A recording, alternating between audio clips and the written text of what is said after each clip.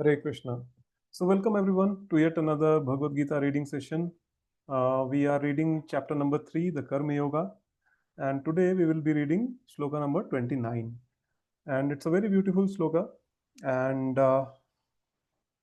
yeah, we will proceed with the session. So, before we start the session, I would like to offer some pranam mantras. Those who know can repeat after me. Those who don't can just listen very intently because listening is also very, very purifying.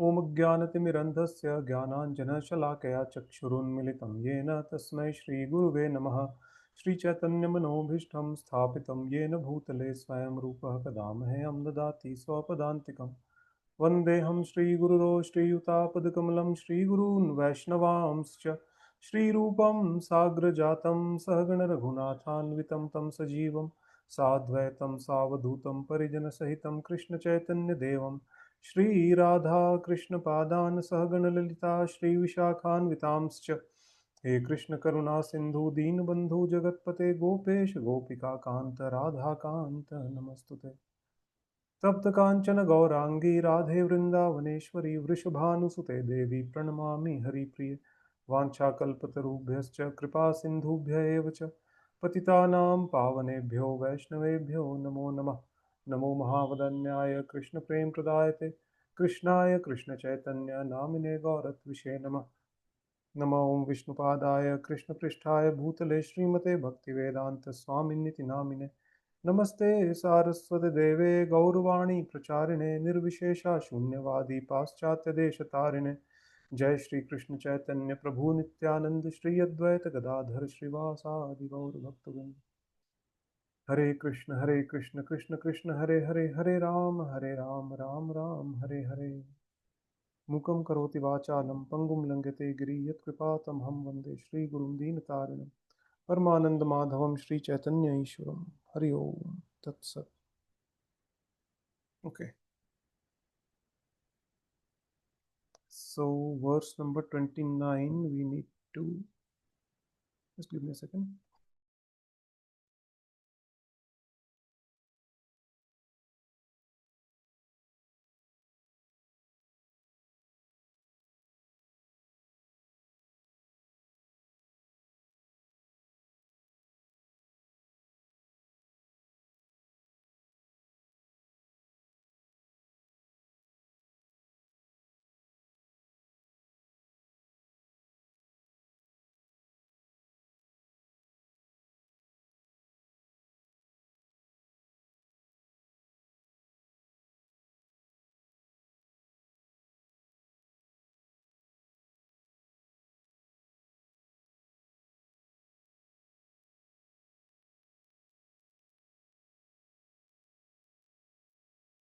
Okay,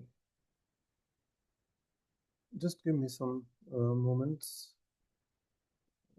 Just trying to bring everything up.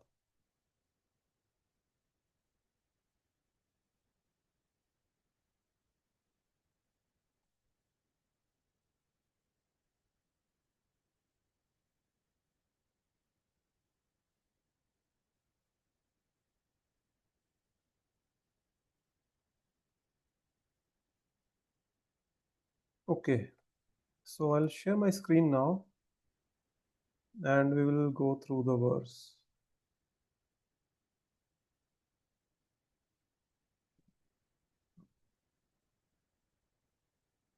So I hope the screen is visible now.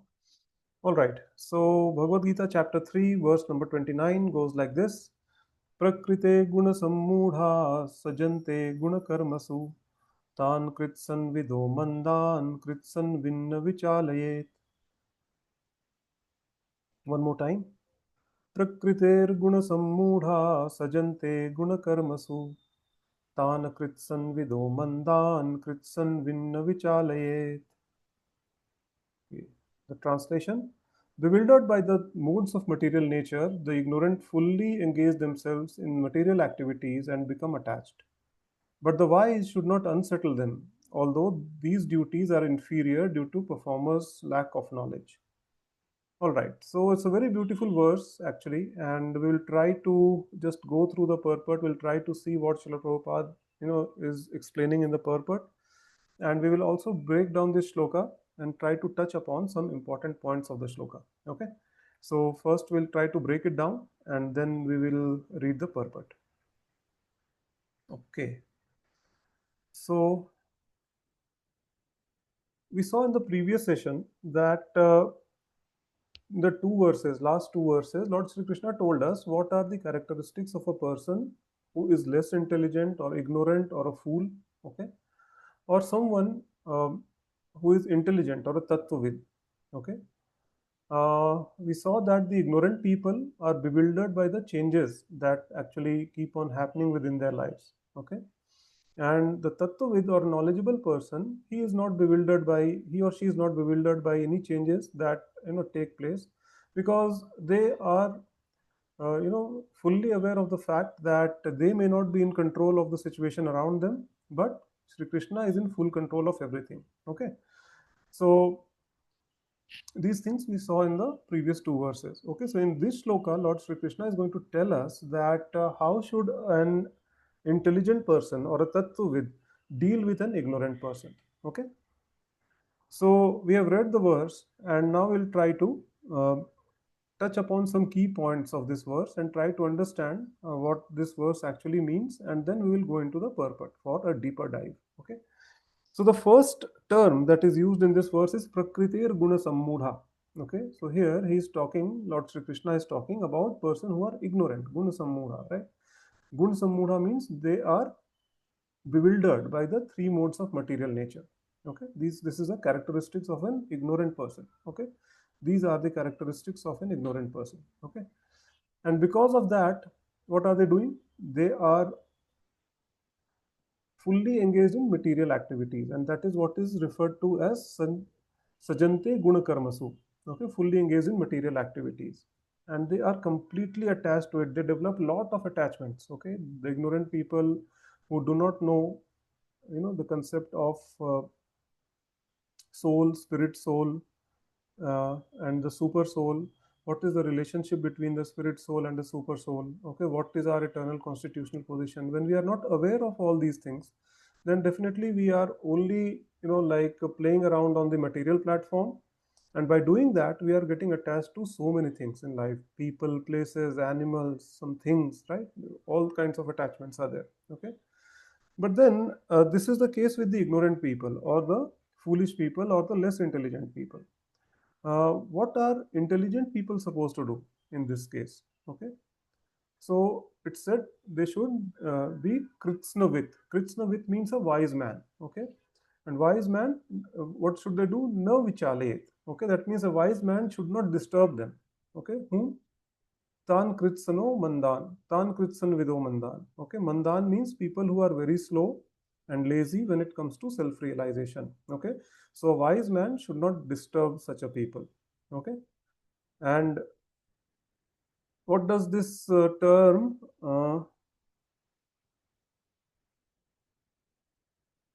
akritsna vida mean? Those who are not knowledgeable or ignorant, okay, or fools. Okay, ones who are knowledgeable should not go to those who are ignorant and unsettle them. This is what basically this particular verse is saying. Okay, we should not go and try to disturb them. They should not tell them that, okay, you are, whatever you are doing is a false work, you just give them up and you just renounce. Okay, we should not try to do that, because since they are on a lower platform, okay, their knowledge level is lower than the tattvavid or an intelligent person, they are not qualified to renounce the work that they are doing.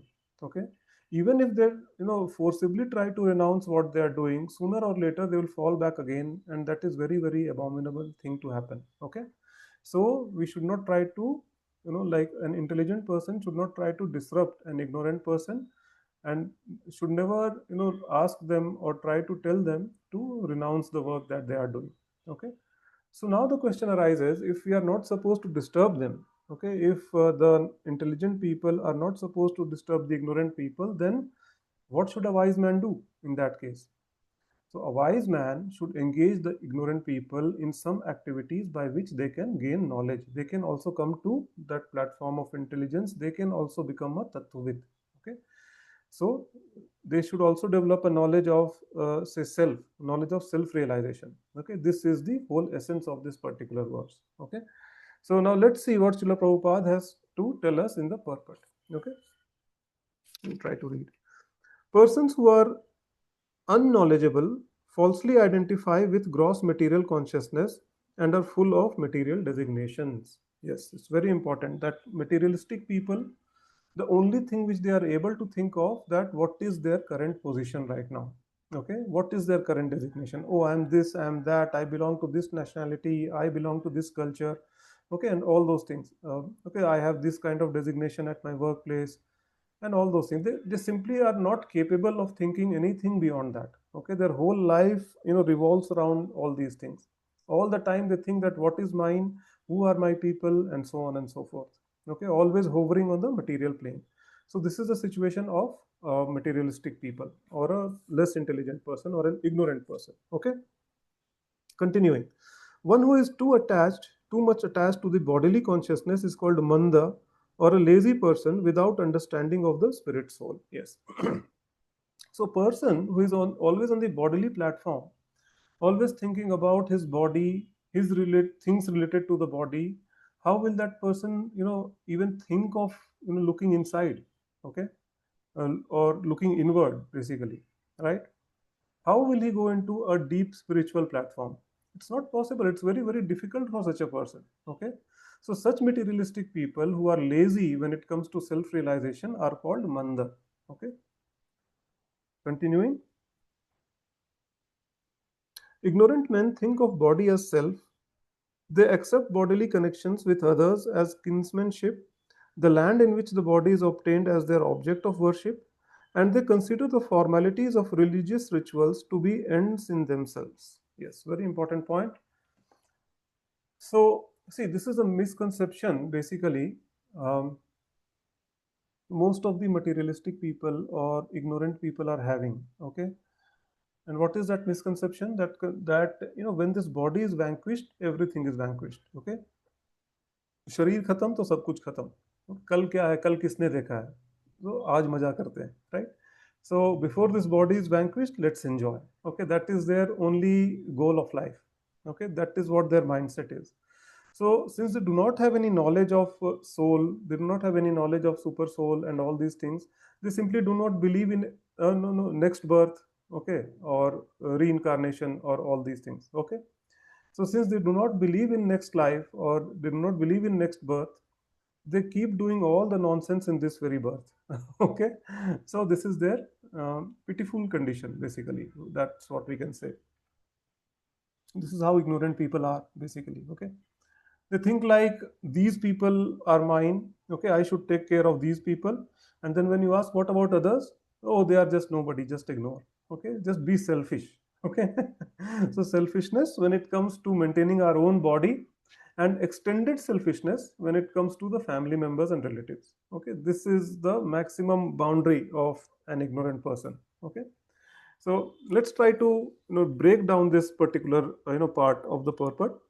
So it said here, they consider the land in which the body is obtained as their object of worship. Okay, so when they are born in some place, they consider that place where they are born very holy. Okay, holy place, and very worshipable place. Why? Because they have taken birth there. Okay, they are great personalities, right? So that place where they have taken birth is worshipable for them. Okay, then continuing again. They consider the formalities of religious rituals to be ends in themselves. Okay, they feel that these rituals which they are, following, which are given in the Vedas, which are given in the scriptures for material progress, is everything. There is nothing beyond that. There is no spirituality, no, getting rid of this birth and death ka chakkar and everything. Okay, they cannot think on those lines. They think that okay, whatever rituals are prescribed for material progress, that is all in all. Okay, this is their limitation, basically. Okay, so, and the reason why they think like that is the only thing which they can think of is how can I progress materially. See, material advancement is the ultimate goal of their lives. Okay, as I said earlier, that since they do not have knowledge of a soul, They obviously do not believe in the next birth. Since they do not believe in next birth, they try to do all the nonsense in this birth itself, right? So just they try to make all the material progress in this work, in this birth only. Okay, so they cannot think anything beyond that. Okay, so their only point of thinking is, how can I progress materially? How can I do more sense gratification? How can this body be used nicely for better sense gratification? Okay, that's the only thing which they can think of. So there is no question of them going further into this topic. Okay, so further than this topic basically. So this is a limitation of an less intelligent person or a manda. Okay, so let's continue with the purport. Under the spell of such designations, they are always busy on the material field. For them, spiritual realization is a myth and they are not interested. Okay. See, when it comes to self realization, okay, or when it comes to taking interest in material or in spiritual life, sorry, or any topic for that matter, even in the material world as well. Okay, what do we need to do first in these scenarios? Okay, we need to first spend some time. Okay, spend some time with that particular subject which we are trying to understand, whether it's on spirituality, whether it's on material plane, whatever. Okay, if we want to understand something, we need to spend some time with that subject. Okay, then automatically slowly we start developing interest over a period of time. Okay, this is the process. Similarly, if we want to make a relationship with some another person, okay, we have to spend time with that person. Okay, we need to understand the thought process of that person, their likes, dislikes.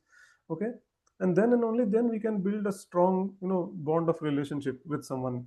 Okay, so this is something which is a standard process basically, right?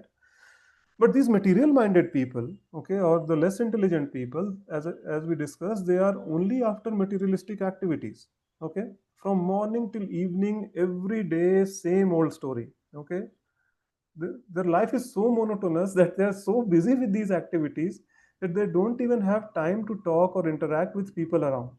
Okay, so when they do not have time to talk and interact with other people around, what to speak of Paramatma who is residing in our hearts? Okay, so what do they say about spirituality? Oh, no, no, no, no, I'm not interested in all this. Okay, this is what they will say. Correct? And see, saying not interested is okay. Okay, I mean, that's fine, totally fine. Someone is not interested, they are not interested. Fine, I cannot force anyone. Okay. But the worst category of people are the ones who say, I do not have time for all this. Okay.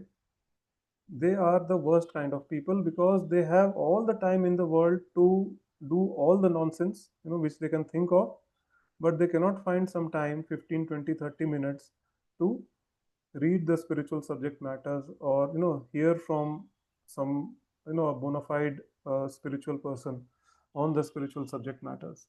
Okay, so they are the worst kind of people. We need to understand that. Okay, so this is the problem with the materialistic people. Okay, we'll continue with the purport.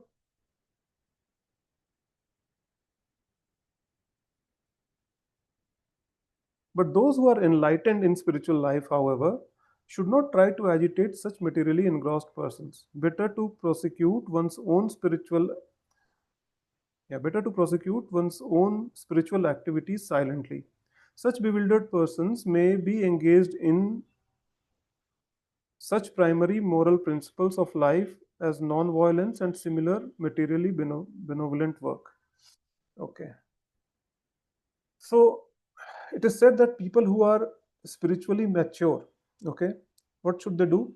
They should carry out their spiritual activities without disturbing the ignorant people. Okay. And even if we want to help them in some way, okay, some way or the other, what should we do? Should we try to disrupt their lifestyle completely 180 degrees?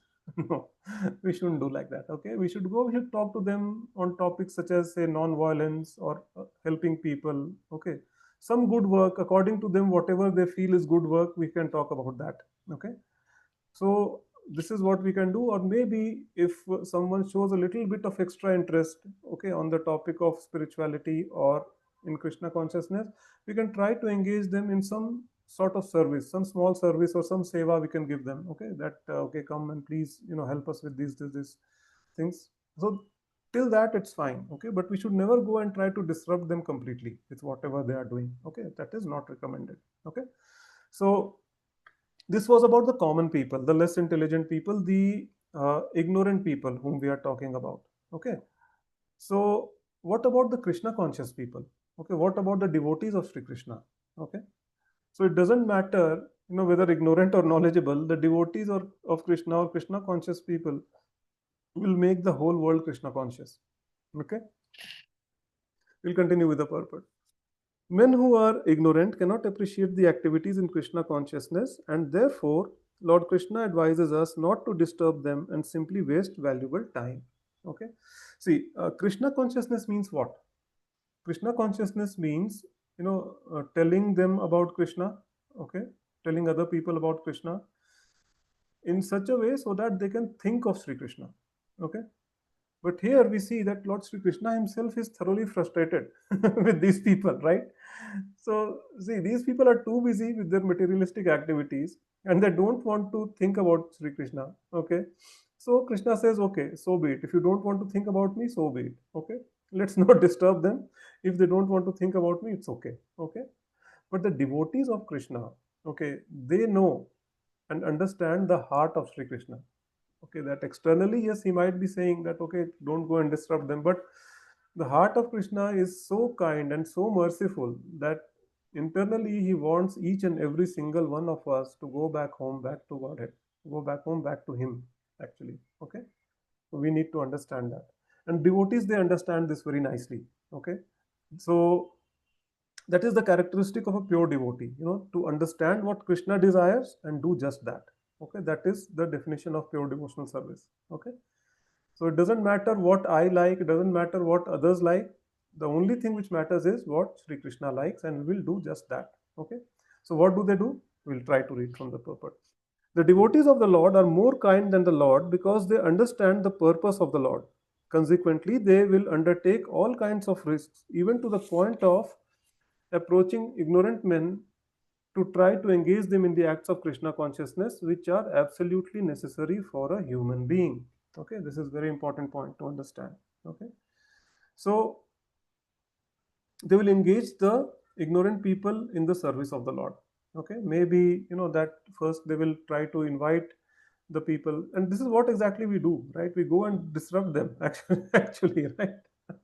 So we try to go, we do some book distribution on the streets, okay, try to give them a Bhagavad Gita or Srimad Bhagavatam. If they show some interest, we try to invite them to our centers. We give them a center card, nice center card saying that, okay, we have a beautiful Sunday program, Sunday feast program every Sunday. Why don't you come, drop by our center and just see what is happening. If anyone takes that interest, they come and just, even out of curiosity or even out of some inquisitiveness, they come and try to see, okay, what's happening here, okay. We welcome them very nicely, we give them prasadam, and then we try to give them some small services that, okay, why don't you help us in wrapping up, cleaning the center, why don't you help us in just rolling the mats back, okay. All, see, these small activities will actually engage them. Once they carry out those activities, they will start feeling better, they will start gaining interest in that, okay, because this is what the spirit soul is hankering for, okay. Spirit soul is always hankering for that eternal happiness, okay, and this eternal happiness can be obtained only through devotional service, only by serving Krishna, okay.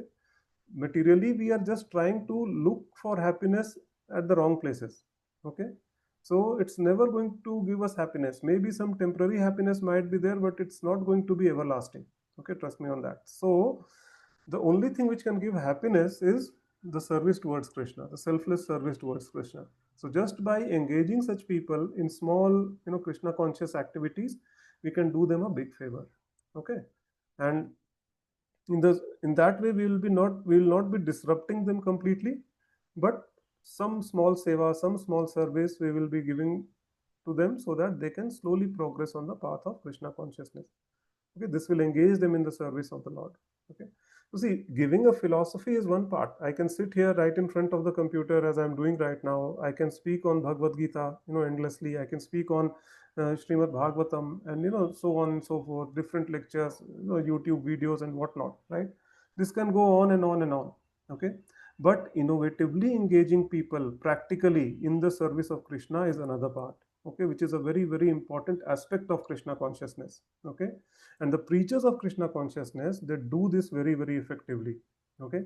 They engage people in the service of Lord, and when the mercy from the Lord flows, even an ignorant person is turned into a tattvavid, okay, or a vedvid, or a intelligent person, or an intelligent person, okay. So this is the whole sum and substance of this particular verse. And if there are any questions, I'll be more than happy to take them. Okay. And we also have a WhatsApp group, so you can post the questions in the description section. Okay, in the comment section. Sorry. And if you want a more personalized interaction with me, then please, you can join our WhatsApp group. We also have a WhatsApp group, okay, where you can go, you can ask the questions, and if you feel that the question is uh, very generic, very common, which generic or common in the sense that many people might be having those questions in their minds. Okay, so in that scenario, I can create a video out of that, and I am also a part of that WhatsApp group. So there can be a more personalized interactions, questions after questions, that conversation can go on. Okay, so the link to joining the WhatsApp group is given in the description box. Okay, so please, you can click the link, you can join, and you're most welcome. Your journey in Krishna consciousness will begin. Okay, so now a question arises: what happens to those people who follow the instructions of Lord Sri Krishna very faithfully and very nicely? Okay, this we will be discussing in the next section, in the next verse. Okay, till then, thank you so much. Hare Krishna.